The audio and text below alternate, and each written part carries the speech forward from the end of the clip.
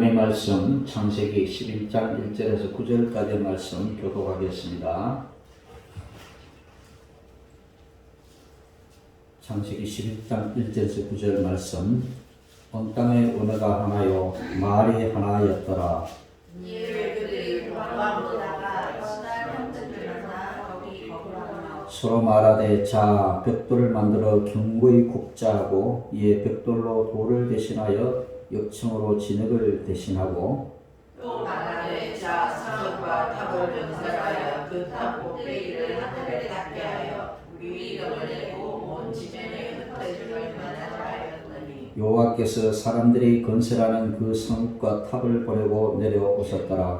여호와께서 이르시되 우리가 하나뿐이요 언어도 하나이므로 이같이 시작하였으니 이후로는 그 하고자 나를 막아서 쓰리로다. 자 우리가 내려가서 거기서 그들의 언어를 혼잡하게 하여 그들이 서로 알아듣지 못하게 하자 하시고 여호와께서 거기서 그들을 지면에 쳤으셔서 그들이 그 도시를 건설하기를 쳤더라. 다 함께 그러므로 그 이름을 바벨이라 하니 이는 여호와께서 거기서 온 땅의 언어를 혼잡하게 하셨음이니라. 여호와께서 거기서 그들을 온 지면에 흩으셨더라. 아멘. 오늘의 찬양, 오늘은 교만의 바벨탑이라는 제목으로 함께 말씀을 나누겠습니다. 듣는 데 집중하시고 은혜 받는 시간 되시길 바랍니다.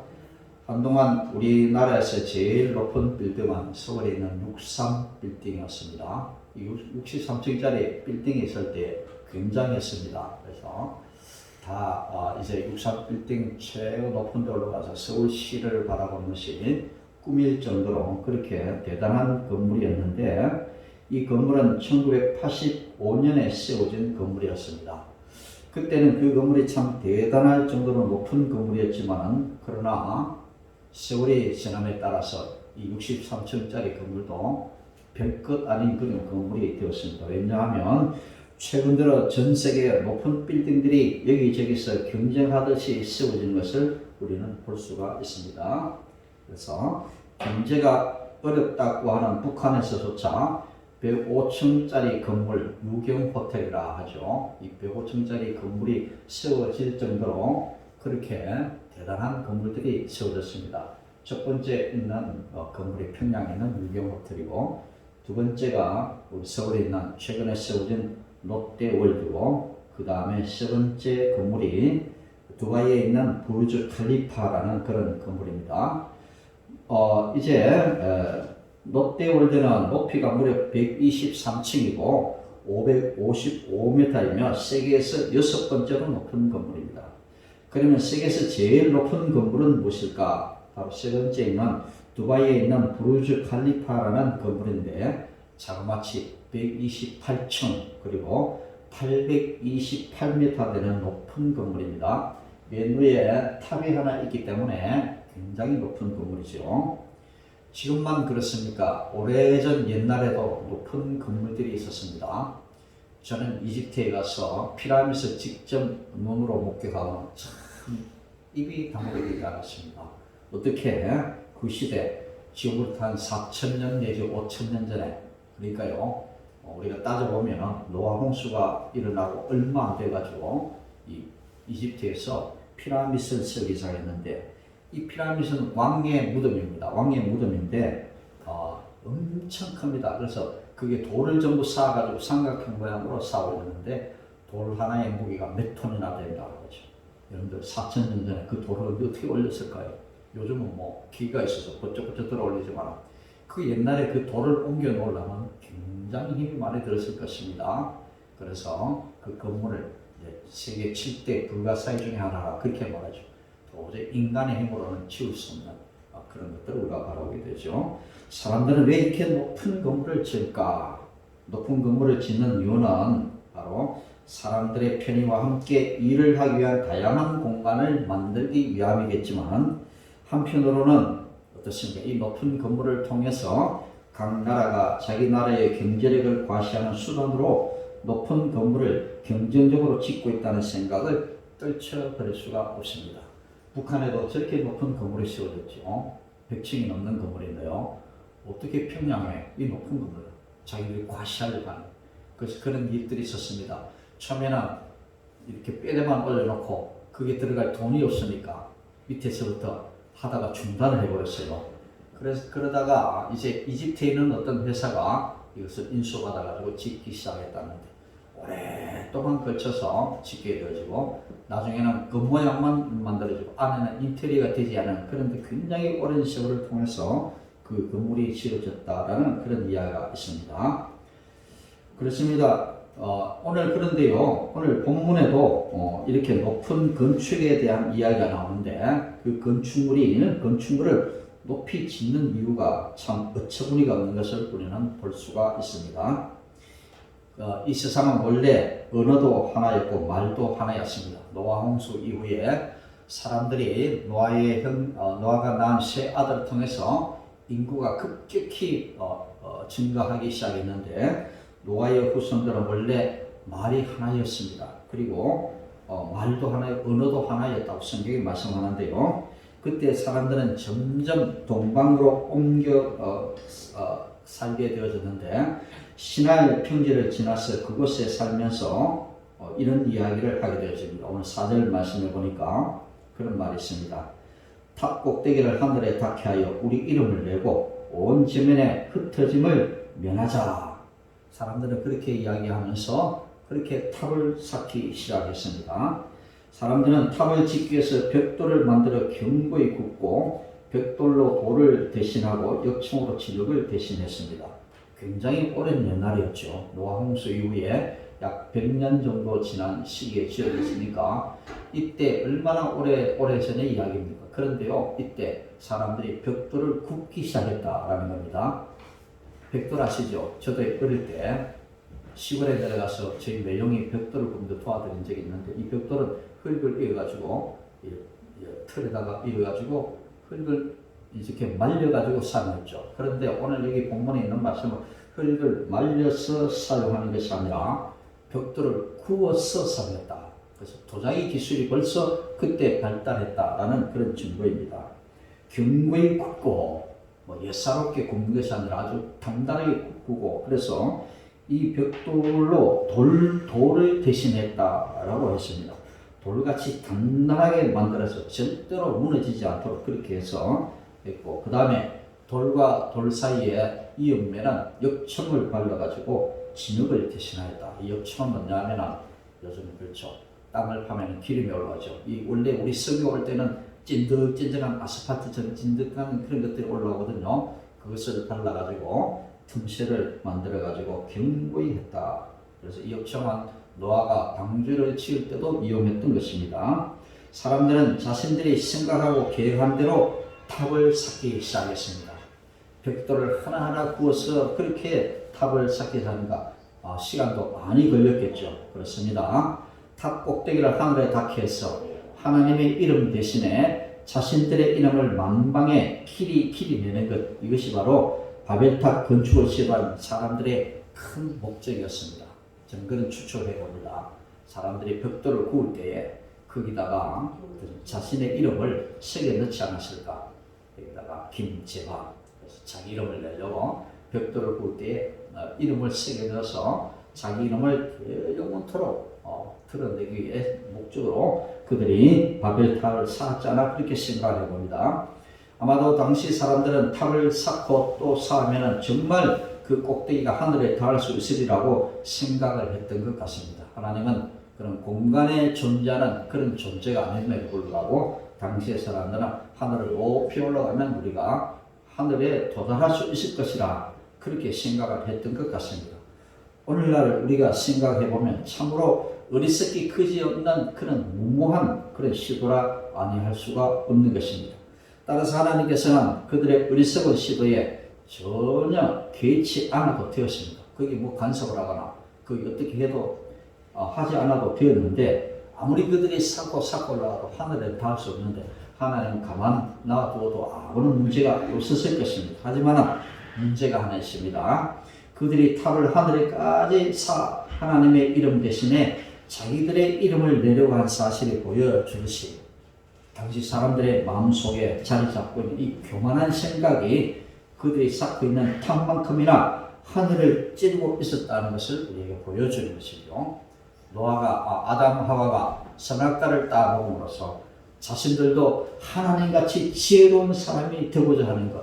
오늘 바벨탑 쌓는 그 시대의 사람들도 탑을 쌓아 올라가면서 우리도 하나님같이 높아지려 가는 그 교만한 마음이 그들에게 있었기 때문에 하나님이 그들을 간섭하지 않으면 안 되었던 것입니다. 하나님은 이런 사람들의 모습을 어떻게 보고 있었을까? 창세기 11장 6절에서 7절까지 말씀을 우리가 함께 읽어보겠습니다.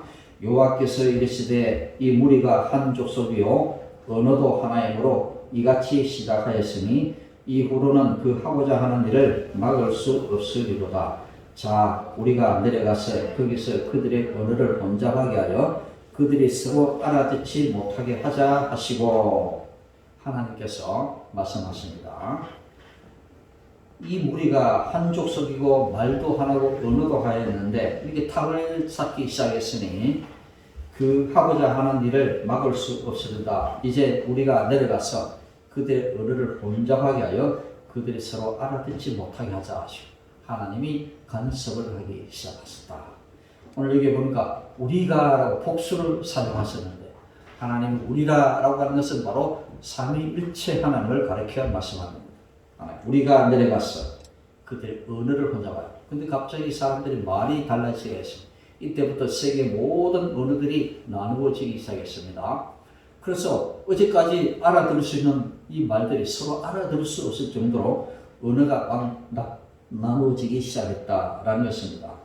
그래서 하나님께서는 탑을 건설하는 것을 막기 위해서 무너뜨렸었을까? 아니면 탑을 다 쌓을 때까지 그냥 지켜보셨을까? 오늘 7절을 우리가 다시 한번 볼 수 있는데요. 자, 우리가 내려가서 거기서 그들의 언어를 혼잡하게 하여 그들이 서로 알아듣지 못하게 하자. 하나님께서 언어를 혼잡하게 하시자 탑을 쌓는 일도 멈춰버렸습니다. 그리고 사람들은 온 지면으로 흩어지게 되었죠. 그래서 그 이름을 바벨이라고 했는데 이 바벨은 여호와께서 그들을 온 지면에 흩었었다라는 그런 의미를 가지고 있는 것입니다. 하나님이 언어를 혼잡하게 하시자 말이 통하는 사람들끼리 모여서 자연스럽게 흩어지게 되었습니다. 서로 말이 통한 사람끼리. 전에는 전부 하나가 되었다가 서로 말이 통한 사람끼리 이쪽으로 저쪽으로 나누어지게 되었다는 거죠. 이제 더 이상 하나는 하나의 말만 사용한 것도 아니고 하나의 족속도 아니었습니다. 많은 언어가 생기고 그 언어에 따라 많은 족속이 생겼던 것이죠. 그렇다면 하나님이 언어까지 혼잡하게 하셔서 사람들을 흩으신 이유가 무엇이었을까? 그 이유를 알기 위해서는 사람들을 향한 하나님의 뜻과 계획을 우리가 알아야 된다라는 것이죠. 사람들을 향한 하나님의 뜻은 높은 탑을 쌓아서 유명해지고 흩어지지 않는 것이 아니었다라는 것입니다. 도리어 흩어지게 하신 이유 속에 하나님이 창조하신 하나님 나라에 대한 명령이 숨어 있습니다. 하나님께서 흩어지게 하신 이유를 말씀을 통해 우리가 한번 찾아보도록 하겠습니다. 하나님이 원하시는 뜻과 계획은 먼저 천지 창조 이후에 하나님께서 사람들에게 주신 첫 명령을 우리가 한번 살펴봐야 합니다. 그리고 홍수 심판 이후에 다시 시작하는 복을 주시면서 하신 말씀을 우리는 살펴봐야 돼요. 바로 지난주에 여러분들이 말씀을 드렸죠. 먼저 창세기 1장 28절의 말씀을 한번 보겠습니다. 하나님이 그들에게 복을 주시며 하나님이 그들에게 이르시되 생육하고 번성하여 땅에 충만하라. 땅을 정복하라. 바다의 물고기와 하늘의 새와 땅에 움직이는 모든 생물을 다스리라 하시니라. 문화명령, 지난번에 말씀드렸죠. 생육하고 번성하라. 땅에 충만하라. 이 명령을 하셨고 그 다음에 노아 시대에 노아 홍수 이후에 노아에게 주신 말씀 창세기 9장 1절 하나님이 노아와 그 아들에게 복을 주시며 그들에게 이르시되 생육하고 번성하여 땅에 충만하라. 똑같은 명령을 노아 홍수 위에도 사람들에게 이 명령을 하셨습니다. 하나님은 이렇게 사람을 향한 놀라운 뜻과 계획을 가지고 계셨습니다.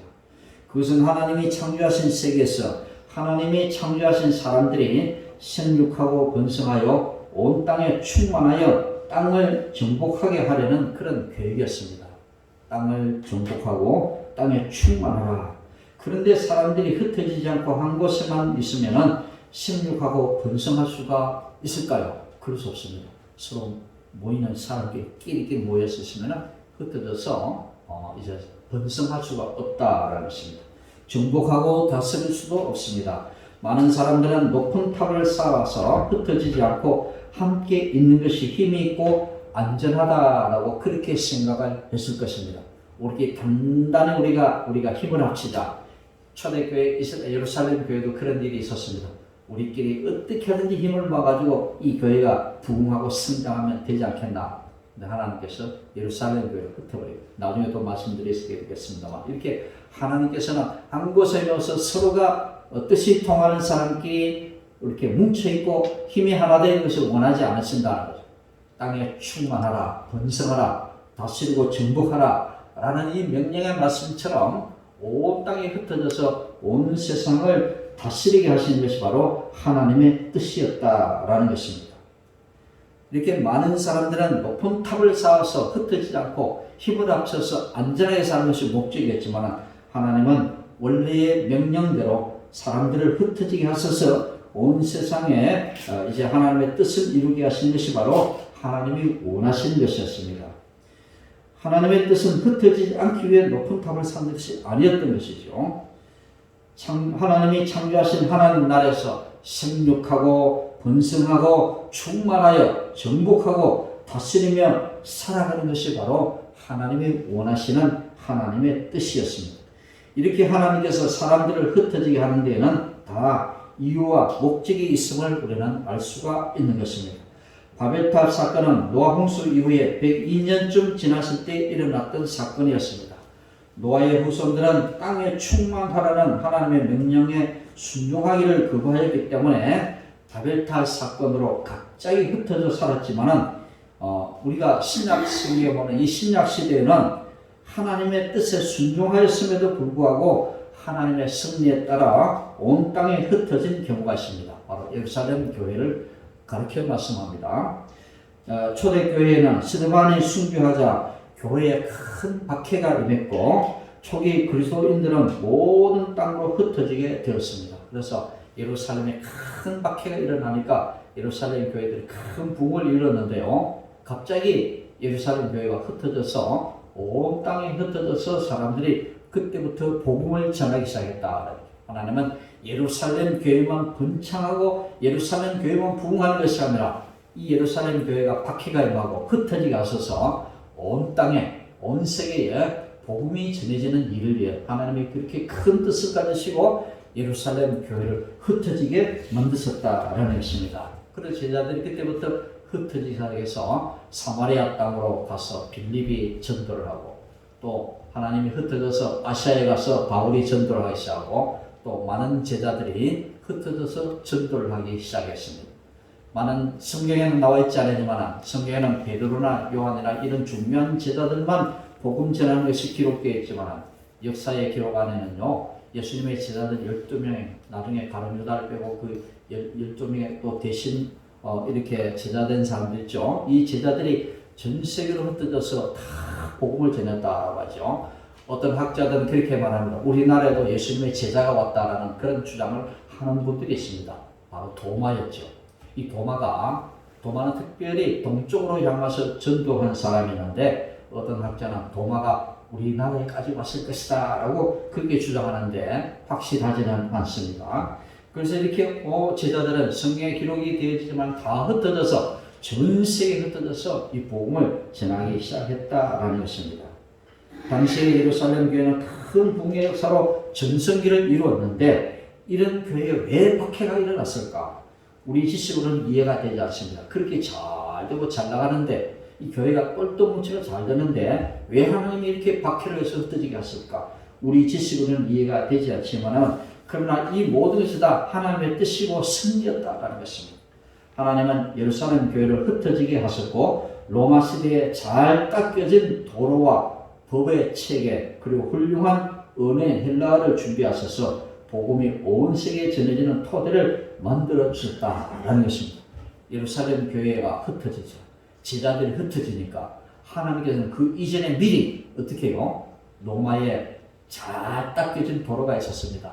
이 도로들, 이 전쟁을 위해서 만들어진 도로였지만 놀랍게도 예수님의 제자들이, 특히 바울 사도가 이 로마 시대 사람들이 잘 닦아놓은 이 도로를 통해서 온 세계에 복음을 전파하기 시작했다. 여러분들 그 당시에요, 2000년 전에 로마 시대의 도로가요, 전 세계에 한 15만 킬로 정도가 됩니다. 저 섬나라의 영국에까지 로마의 시대에 만들어진 도로가 있다는 거죠. 그리고 그 시대는 수도 시설도 있었습니다. 지금도 가면 그 수도 시설이 그렇게 남아있는 것을 제가 보았는데요. 이런 도로들은, 그때 도로는 그냥 요즘 아스팔트까지만, 그때는 납작한 돌을 갈아가지고, 납작한 돌을 깔아가지고 했는데, 마차가 그 서로 왕래할 수 있도록 2차선 도로를 만들어가지고, 이 도로를 통해서 로마가 전 세계를 지배하는 게 전쟁에 필요한 도로였는데, 놀랍게도 하나님께서는 전쟁을 위한 도로가 아니라 이제는 예수님의 제자들이 복음을 전하기 위해서 미리 이 도로를 하나님께 예비해 놓으셨다는 거죠. 그 다음에 로마의 이런 법의 체계, 이런 것들을 통해서 하나님께서는 복음이 잘 전해지도록 미리 예비하셨고, 그 다음에 언어, 헬라어라는 이 언어, 당시는 로마가 지배하는 세계였지만 실제로 그 시대에 통용하는 언어는 뭐냐 하면은 헬라였습니다. 그리스어였습니다. 그래서 법정에서 사용하는 언어는 로마였지만, 모든 공문서에 사용하는 언어는 로마였지만, 그러나 모든 사람들이 일반적으로 사용하는 언어는 바로 헬라였다. 요즘 말하는 영어와 같은 그런 역할을 했는데, 하나님께서는 이런 알렉산더 대왕을 통해서 헬라가 전 세계를 정복하고, 이런 알렉산더 대왕을 통해서 이 언어의 체계를 아주 견고해서 이제는 성경이 헬라어로 기록되어 있는 이런 놀라운 일을 하나님께서 미리 이 헬라어라는 언어를 예비하게 하셨다라는 것입니다. 놀라운 일이 아닐 수가 없습니다. 우리나라에도 비슷한 경험이 있습니다. 우리나라 기독교는 일제시대에 큰 박해가 있었음에도 불구하고 큰 부흥을 이루었습니다. 그 당시에 여러분들 이 기독교가 나라에 미치는 영향이 굉장했습니다. 33인 민족 대표 가운데 대다수의 사람이 기독교인이었다. 이건 잘 알고 있는 사실입니다. 만약에 3.1운동 때 우리나라의 인구가 기독교인가 얼마였을까? 한 1만 명 정도가 된다. 그런데 이렇게 작은 기독교 인구가 우리나라의 모든 정신세계를 지배하고 있었다는 것을 요즘은 어떻습니까? 저는 참 안타까운 일이 지금 벌어지고 있다는 거죠. 기독교가 신뢰를 많이 잃어가고 있습니다. 지난주에도 말씀드렸죠. 기독교의 신뢰도가 23% 정도 되면 지금은 떨어져가지고 10%대로 내려앉았다라는 그런 통계가 있습니다. 기독교인이 아니면 기독교를 신뢰할 수 없는, 기독교인도 기독교를 신뢰할 수 없는 그런 시대를 우리가 만나고 있습니다. 세상 사람들이 보고 손가락질을 하고 있습니다. 지금 어디 가서 사람들에게 교회 나옵시다 말을 할 수가 없어요. 광주에도 어떤 사람이 교회를 고발을 했습니다. 교회 모여서 예배를 드린다고. 웬만하면 고발하지 않습니다. 그런데 사람들 가운데는 교회를 지독히 미워하는 사람이 있다는 거죠. 그렇기 때문에 좀 사람이 많이 모여서 금요일날 예배를 드리니까, 기도를 하고 있으니까 고발을 해버렸습니다. 그러니까 고발하면 다 걸려듭니다, 여러분들. 그렇게 이렇게 교회가 사회로부터, 세상 사람부터 신뢰를 잃어가고 있고, 정말 안타까운 일이 아닐 수가 없어요. 어제도 방송에 보니까 어떤 목사가 아이를 박해, 진짜 그것이 맞는지 아닌지 모르지만 어떻게 하든지 TV에 그것이 방송이 되니까 사람들은 어떻게 하든지 기독교를 많이 욕을 할 것입니다. 이제는 정말 전도하기 힘든 그런 시대를 우리는 만나게 될 것입니다.